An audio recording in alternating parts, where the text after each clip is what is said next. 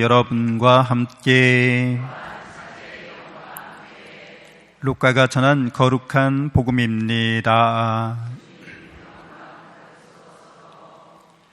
그때 예수님께서 성령 안에서 즐거워하며 말씀하셨다. 아버지, 하늘과 땅의 주님, 지혜롭다는 자들과 슬기롭다는 자들에게는 이것을 감추시고 철부지들에게는 드러내 보이시니 아버지께 감사를 드립니다. 그렇습니다, 아버지. 아버지의 선하신 뜻이 이렇게 이루어졌습니다. 나의 아버지께서는 모든 것을 나에게 넘겨주셨다. 그래서 아버지 외에는 아들이 누구인지 아무도 알지 못한다.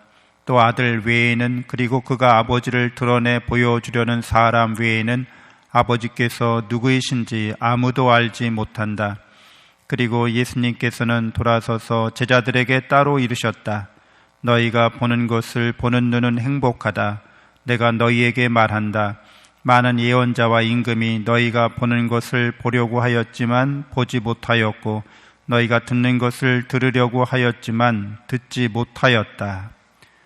주님의 말씀입니다.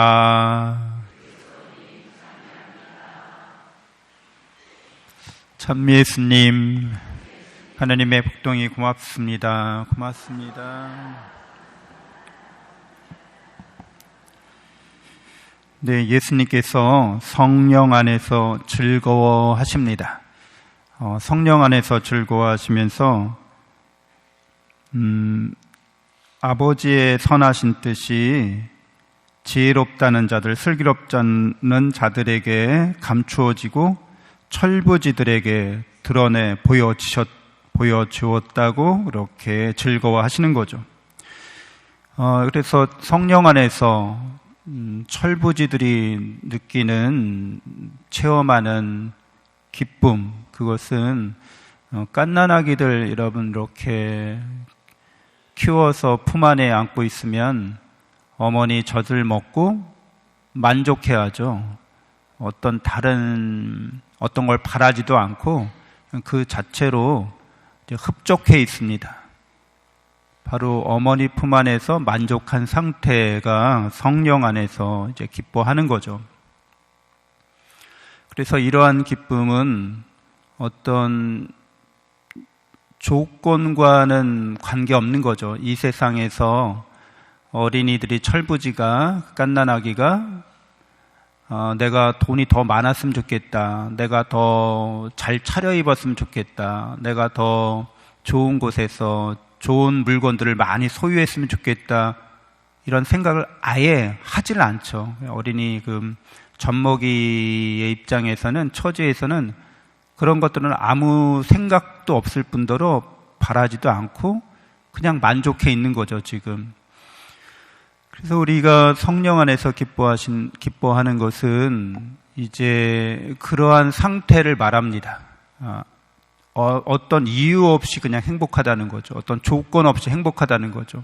이 세상에 대한 여러 이유나 조건을 달고서 이런 조건이 완성될 때 나는 행복해, 그런 게 없는 상태를 말합니다. 근데 어른들은 이제 여러 가지 조건을 달죠. 내가 어떻게 돼야지만 난 행복해. 내가 더 건강해져야지만 난 행복해. 내 자녀들이 사업이 잘 되어야만 나는 행복해. 나는 이러저런 조건을 수도 없이 많이 달 수 있습니다. 또 다른 사람들을 보고 저 사람이 좋은 것을 소유하고 있으면, 또 향유하고 있으면 나도 저렇게 되어야지만 행복해. 그런 행복들이 많기 때문에 성령 안에서 누리는 기쁨을 맛볼 수 없는 거죠. 오늘 제1독서의 이사야 예언서에 보면 아주 이상적인 모습이 드러나잖아요. 마치 에덴 동산, 우리가 에덴 동산을 잃어버리기 전에 그 상태를 말하는 것과 같다고 볼 수 있습니다. 사자와 염소와 늑대와 새끼 양들이, 또 젖먹이가, 젖떨어진 아기가 막 살모사 뱀들과 함께 이렇게 지내고 있어요. 그런데 서로를 해치지 않는다는 거죠. 저도 고양이 2마리 키우고 있다고 말씀드렸잖아요. 얘네들이 먹을 것과 간식을 이렇게 풍족하게 주니까 서로를 해치지 않아요. 그냥 서로 이렇게 먹을 것 같고 막 싸우지도 않고 이래요. 그래서 우리가 세상 살면서 이렇게 살아가려면 자원이 있어야 되는 거죠. 그리고 에너지를 취할 수 있어야 되는 거죠. 근데 이런 자원과 에너지 이런 것들은 이 세상에는 한정되어 있잖아요. 그러니까 누가 많이 가지면 내가 적게 가지게 돼 있는 거죠. 그래서 서로 많이 가지려고 싸우는 거죠, 서로. 그런데 하느님의 나라에서는 무한한 자원과 무한한 에너지가 공급되는 거죠. 하느님의 사랑이 이렇게 충만하게 드러납니다. 그래서 제1독서의 이사야 예언자는 온 세상이 하느님을 아는 지식으로, 알므로 가득 찰 것이기 때문에 서로 악하게도 패독하게도 서로 대하지 않는다고 말씀하고 있습니다.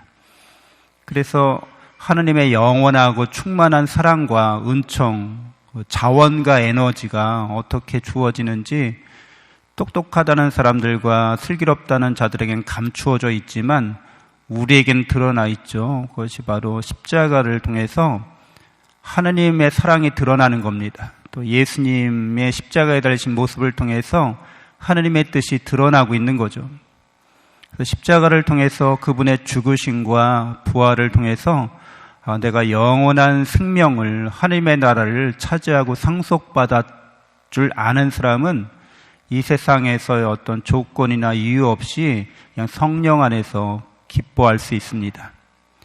성령 안에서 기뻐한다는 이러한 예수 그리스도의 이런 모습은 우리가 간접적으로도 체험할 수 있는데, 우리가 뭔가를 잊어버렸을 때, 그 철부지라는 말은 이제 철을 모른다는 거죠. 이렇게 지금 겨울철이잖아요. 그 때의 이런 시기와 이런 시간에 맞지 않게 행동하는 걸 말합니다. 그러니까 철부지, 그걸 모르고 있다는 걸 뜻인데, 신앙 안에서는 우리가 이렇게 하느님을 아는 지식으로 이렇게 가득 찼다고 말하는 것은 하느님의 영원한 사랑과 은총 안에 우리가 영원한 생명과 하느님 나라를 차지했다는 걸 알고 나머지 것들에 대해서는 이렇게 무지한 상태가 되는 거죠. 갓난아기처럼, 철부지처럼 되는 겁니다. 이제 그런 상태에 들어가게 되면 우리는 하느님으로 말미암아 기뻐할 수 있습니다. 뭔가를 잃어버린다는 거죠. 잊어버린다는 거죠. 그래서 그러한 영성서적 중에서 무지의 구름이라는 책이 있죠. 그 무지의 구름에서도 이런 방식을 이야기해요. 내가 뭐가 아픔을 겪은 거, 또는 내가 뭔가 손해를 입은 거, 이런 것들을 기억하지 않는 거죠. 그걸 까먹는 거예요. 여러분들 자주 까먹으시잖아요. 이름이 뭐였더라? 그게 뭐였더라? 이렇게 까먹으면은 그것을 잘 생각할 수 없죠. 그러니까 우리가 이 세상에 대해서 좀 까먹을 필요가 있는 거죠. 때때로 다 까먹고 그냥 하느님 앞에서 갓난아기처럼 있는 겁니다. 그럼 성령 안에서 누리는 기쁨을 체험할 수 있게 됩니다.